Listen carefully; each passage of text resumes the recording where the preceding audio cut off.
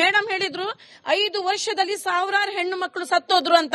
2.5 ವರ್ಷ ಆಯ್ತು ಕಾಂಗ್ರೆಸ್ ಪಾರ್ಟಿ ಬಂದು. ಅದಕ್ಕಿಂತ ಮುಂಚೆ ಇದು ಬಿಜೆಪಿ ಇದ್ದಿದ್ದು. ಅವಾಗ ನಿಮ್ಮ ಆರೋಗ್ಯ ಜ್ಞಾನೇಂದ್ರ ಬಂದು ಹೋಮ್ ಮಿನಿಸ್ಟರ್ ಇದ್ರು. ಅವಾಗ ಯಾಕೆ ಅದನ್ನ ಕೇಸನ್ನ ನಡೆಸಿಲ್ಲ? ಸರಿ ಇದೆ, ಇದು ಯಾಕೆ ನಡೆಸಿಲ್ಲ? ಇದರಲ್ಲಿ ಪ್ರತಿಯೊಂದು ಇದು ಈ ವಿಚಾರದಲ್ಲಿ, ಸೌಜನ್ಯದ ವಿಚಾರದಲ್ಲಿ ರಾಜಕೀಯದವ್ರು ಯಾಕೆ ಪ್ರವೇಶ ಮಾಡ್ತೀರಾ? ನಿಮಿಷ, ಅರಗ ಜ್ಞಾನೇಂದ್ರ ಅವ್ರು ಇರೋ ಸಂದರ್ಭದಲ್ಲಿ ಸೌಜನ್ಯ ಕೇಸ್ನ ಸ್ಟೇಟಸ್ ಏನಿತ್ತು ಅಂತ ನಿಮಗೆ ಗೊತ್ತಿದೆಯಾ? ಲೀಗಲ್ ಸ್ಟೇಟಸ್ ನಾನು ಕೇಳ್ತೀನಿ. ಅವರು ಸತ್ತೋದಾಗಿಂದಾನು ಅಲ್ಲಿ ತನಕನು ಹೆಚ್ಚಿನ ಪಕ್ಷ ಬಿಜೆಪಿನೇ ಧರ್ಮಸ್ಥಳ ಅನ್ನೋದು ಹೆಸರು ಬಂತು ಅಂದಾಗ ಸೌಜನ್ಯ ಕೊಲೆ ಯಾವಾಗ ಆಗಿದೆ? ಯಾವ ಇಸ್ವಿಯಲ್ಲ? ಸೌಜನ್ಯ ಕೊಲೆ ಯಾವ ಇಸ್ವಿಯಲ್ಲ? 12 ವರ್ಷ ಆಗಿದೆ ನಡೆದು. 2012ರಲ್ಲಿ ಕೊಲೆ ಆದ್ರೆ ಅದಾದ ನಂತರದಲ್ಲಿ ಬಂದ ಕಾಂಗ್ರೆಸ್ ಸರ್ಕಾರ ಏನ್ ಮಾಡ್ತು?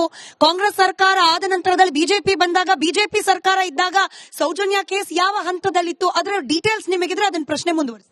ಮೇಡಮ್, ಸೌಜನ್ಯ ಕೇಸ್ ನಂತರ ಕಾಂಗ್ರೆಸ್ ಪಕ್ಷ ಇತ್ತು, ನಂತರ ಬಿಜೆಪಿ ಬಂತಲ್ಲ.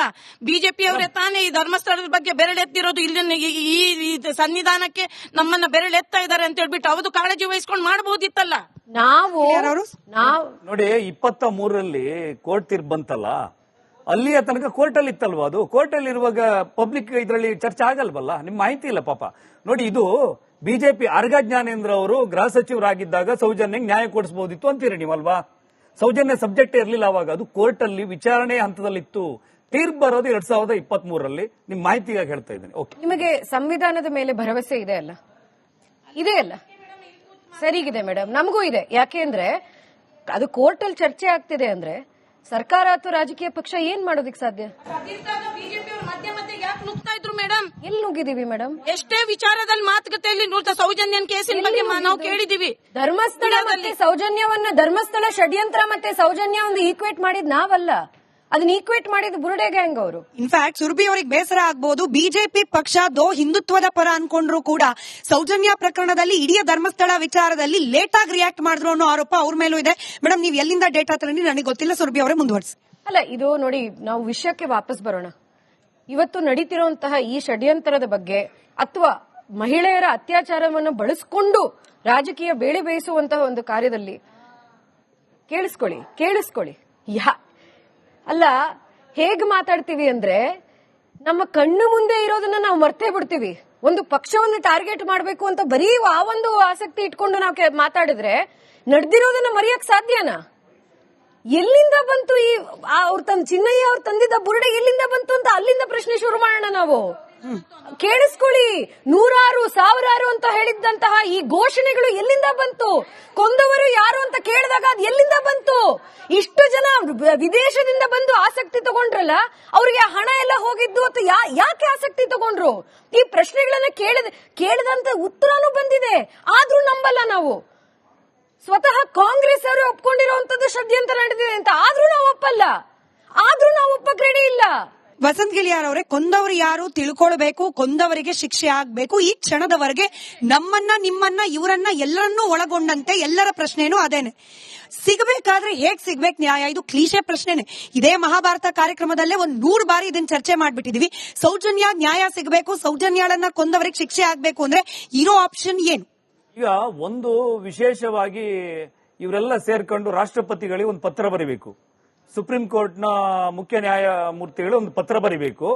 ಸೌಜನ್ಯ ಪ್ರಕರಣವನ್ನ ಭಾರತದಲ್ಲಿ ಮೊದಲ ಬಾರಿಗೆ ವಿಶೇಷವೆಂದು ಪರಿಗಣಿಸಿ ರೀಟ್ರಯಲ್ ಆಗಬೇಕು ಅಂತೇಳಿ ನೀವು ಪತ್ರ ಬರೀರಿ. ನಿಮಗೆ ಬಿಜೆಪಿ, ಕಾಂಗ್ರೆಸ್, ಲೆಫ್ಟಿಸ್ಟ್ ಇನ್ನೊಂದು ಬೇಡ, ನಿಮ್ಗೊಂದು ತಾಯಿ ಹೃದಯದಿಂದ ಬರೀರಿ. ಎಲ್ಲಾದ್ರೂ ಅದಕ್ಕೊಂದು ಅಂಗೀಕಾರ ಸಿಕ್ಕಿದ್ರೆ ಸೌಜನ್ಯಳ ಕುಟುಂಬದವರು ಒಳಗೆ ಹೋಗ್ತಾರೆ, ಇದು ಕನ್ಫರ್ಮ್. ಯಾಕಂದ್ರೆ ನಿಮ್ ಸೌಜನ್ಯ ಕುಟುಂಬದ ಬಗ್ಗೆ ಹೇಳಿ ನಿಮ್ಗೆ ಗುರಿ, ನಿಮ್ಗೆ ಸೌಜನ್ಯಕ್ಕೆ ನ್ಯಾಯ ಬೇಕು ತಾನೆ ಅಕ್ಕ? ಮಗುಗ್ ನ್ಯಾಯ ಬೇಕಲ್ವಾ? ಮಗುಗ್ ನ್ಯಾಯ ಬೇಕು. ಬನ್ನಿ. ಅಲ್ಲ, ಆಯ್ತು, ಮಗುಗ್ ನ್ಯಾಯ ಬೇಕು. ನಾನು ಹೇಳೋದು ಒಪ್ತೀರಾ? ಅಲ್ಲಲ್ಲ, ಒಂದ್ ನಿಮಿಷ. ಈಗ ನಮಸ್ಕಾರ ಸರ್. ಸೌಜನ್ಯ ಒಬ್ರೇ ಅಲ್ಲ, ನಾರಾಯಣ್ ಅವರು ಆಮೇಲೆ ಯಮುನಾ ಅವರು, ಪದ್ಮಲತಾ ಅವರು, ಈಗ ಶ್ರೀವಳ್ಳಿ ಅನ್ನೋರು ಡಾಕ್ಟರ್ ಮನೆನೆಲ್ಲ ಸುಟ್ಟಾಕಿ ಭಸ್ಮ ಮಾಡಿದ್ದಾರೆ. ಅವ್ರೋಗಿ ವೇದವಲ್ಲಿ ಅವ್ರಿಗೋಗಿ ಯಾರು ಕಂಪ್ಲೇಂಟ್ ಕೊಟ್ರು ಅವ್ರ ಮೇಲೆ ಕೇಸ್ಗಳನ್ನ ಬುಕ್ ಮಾಡಿದ್ದಾರೆ. ಅದಕ್ಕೆ ಜನ ಎದುರ್ತಾ ಇದ್ದಾರೆ. ಒಂದೇ ನಿಮಿಷ, ಎಐ ವಿಡಿಯೋ ನೋಡಿದ ಆ ಹ್ಯಾಲುಸಿನೇಷನ್ ಇಂದ ಇನ್ನೂ ಆಚೆ ಬಂದಿಲ್ಲ ಅನ್ಸುತ್ತೆ. ನೀವು ಹೇಳಿದ ಅಷ್ಟು ಪ್ರಕರಣಗಳು ಪೊಲೀಸ್ ಸ್ಟೇಷನ್ ಅಲ್ಲಿ ರಿಜಿಸ್ಟರ್ ಆಗಿದೆ, ಅದಕ್ಕೆ ಸಂಬಂಧಪಟ್ಟಂತೆ ತನಿಖೆನೂ ಆಗಿದೆ. ಇರೋ ವಿಚಾರ ತನಿಖೆ ಸರಿಯಾಗಿಲ್ಲ ಅನ್ನೋ ಅಸಮಾಧಾನ. ಕಂಪ್ಲೇಂಟ್ ರಿಜಿಸ್ಟರ್ ಆಗಿಲ್ಲ, ತನಿಖೆ ಆಗಿಲ್ಲ ಅನ್ನೋದಲ್ಲ. ಎಐ ವಿಡಿಯೋ ಬಿಟ್ಬಿಟ್ಟು ನ್ಯೂಸ್ ಚಾನೆಲ್ ಕೂಡ ನೋಡಿ, ನೀವು ಇಲ್ಲಿ ಬಂದಿದ್ದೀರಿ, ಉತ್ತರ ಅವ್ರು ಕೊಡ್ತಾರೆ. ಮೊಬೈಲ್ ಇದೆಯಲ್ಲ ನಮ್ಮ ಕೈಯಲ್ಲಿ, ನೀವು ಪಾಪ ಒಂದೆರಡು ಅಡಿಗೆ ಮಾಡ್ತೀರಾ, ಮೊಬೈಲ್ ಓಪನ್ ಮಾಡ್ತೀರಾ, ಎಐ ವಿಡಿಯೋ ಬರುತ್ತೆ, ಅದನ್ನ ಸತ್ಯ ಅನ್ಕೊಂತೀರಾ ನೀವು. ಸಮಸ್ಯೆ ನಿಮ್ದಲ್ಲ, ಮುಲ್ಲಾ ಸಮೀರ್ದು. ಈಗ ನಾನು ಹೇಳ್ತೀನಿ, ರೀಟ್ರಯಲ್ ಆದ್ರೆ ಏನಾಗುತ್ತೆ ಗೊತ್ತಾ ನಿಮ್ಗೆ? ಆ ಹೆಣ್ಣು ಮಗುವಿಗೆ ನ್ಯಾಯ ಸಿಗ್ತಾ ಇತ್ತು, ನ್ಯಾಯ ಸಿಗದೆ ಇರುವಂಗ್ ಮಾಡಿದವ್ರು ಯಾರು ಗೊತ್ತಾ? ಆ ಹೆಂಗೆ ಚಿನ್ನಯನ್ನ ಬಳಸ್ಕೊಂಡು ದಾರಿ ತಪ್ಪಿಸಿದ್ರು, ಅದೇ ರೀತಿ ಆ ಕುಟುಂಬದವ್ರನ್ನ ಬಳಸ್ಕೊಂಡು ಉಲ್ಟಾ ಸಾಕ್ಷಿ ಹೇಳುವಂಗ್ ಮಾಡಿದ್ರು. ಮತ್ತೆ ಇವರು ಪಬ್ಲಿಕ್ ಪ್ರಾಸಿಕ್ಯೂಟರ್ ಬಳಸ್ಕೊಂಡು ನಮ್ಮ ಏನು ಮೆಡಿಕಲ್ ಎವಿಡೆನ್ಸ್ ಗಳನ್ನು ಸರಿಯಾಗಿ ಸಬ್ಮಿಷನ್ ಮಾಡ್ಲಿಕ್ಕೆ ಅವಕಾಶ ಕೊಡ್ಲಿಲ್ಲ. ಇವತ್ತಿಗೂ ಕೂಡ ಡಾಕ್ಟರ್ ಮಹಾಬಲೇಶ್ ಶೆಟ್ಟರ್ ಹೇಳಿದ್ರು, ನನ್ನನ್ನು ಸರಿಯಾಗಿ ವಿಚಾರಣೆ ಮಾಡಿಲ್ಲ ಅಂತ ಹೇಳಿ. ಎವಿಡೆನ್ಸ್ ಎಲ್ಲ ಹಾಳು ಮಾಡಿದ್ದಾರೆ. ಆಯ್ತು, ಎವಿಡೆನ್ಸ್ ಎಲ್ಲ ಹಾಳು ಮಾಡಿದ್ದಾರೆ, ಫಂಗಸ್ ಆಗೋ ರೀತಿಯಲ್ಲಿ. ನಿಮ್ಗೊಂದು ವಿಷಯ ಹೇಳ್ತೀನಿ, ನಾನು 1000 ಸಾರಿ ಕೇಳ್ತೀನಿ. ಒಂದು ಅತ್ಯಾಚಾರ ಮಾಡಿ ಒಂದು ದೇಹವನ್ನ ಸುಟ್ಟಾಕ್ತಾರೆ, ಪೆಟ್ರೋಲ್ ಹಾಕಿ ಸುಟ್ಟಾಕ್ತಾರೆ, ಗೊತ್ತಾಯ್ತಾ? ಅಲ್ಲಿ ಯಾವ ಸಾಕ್ಷಿನೂ ಇಲ್ಲ. ಆದರೂ ಕೂಡ ಒಬ್ಬ ಮೆಡಿಕಲ್ ಆಫೀಸರ್ ಅದರ ಬಗ್ಗೆ ದಾಖಲೆಗಳನ್ನು ಕೊಟ್ಟು ಕೇಸಲ್ಲಿ ಅವನು ಬಂಧನಕ್ಕೊಳಪಡ್ತಾನೆ. ಹಾಗಿದ್ರೆ ನೀವು ಫಂಗಸ್ ಆದದ್ದನ್ನ ಬಿಟ್ಟು ಬೇರೆ ಸಾಕ್ಷಿ ಇಲ್ವಾ? ಆ ಸಾಕ್ಷಿ ಜೀವಂತ ಸಾಕ್ಷಿಗೆ ಬೆಲೆ ಜಾಸ್ತಿ ಅಲ್ವಾ? ನಿಜ ಹೇಳಕ್ ಹೋದ್ರೆ ಅಲ್ಲಿ ನ್ಯಾಯ ರೀತಿಯಲ್ಲಿ ಇಲ್ಲ ಸರ್. ಅಲ್ಲಿ ಈಗ ನಿಮ್ಗೊಂದು ನಿಜ ಹೇಳೋರು ಜೀವಂತವಾಗಿ ಇಲ್ಲ. ಯಾರು ಜೀವಂತವಾಗಿಲ್ಲ? ಈ ಸೌಜನ್ಯ ಪ್ರಕರಣದಲ್ಲಿ ಯಾರು ಜೀವಂತವಾಗಿಲ್ಲ?